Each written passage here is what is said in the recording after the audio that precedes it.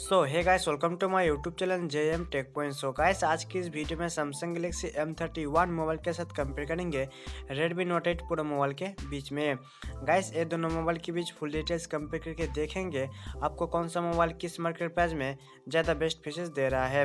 Guys, अगर ये दोनों मोबाइल के बीच फुल डिटेल्स कंपेयर वीडियो पसंद आए तो प्लीज़ लाइक शेयर कमेंट जरूर करना, और भाई का चैनल है तो प्लीज़ सब्सक्राइब करके बेल घंटी जरूर बजा देना। तो गाइस, चलो स्टार्ट कर लेते हैं आज का ये वीडियो।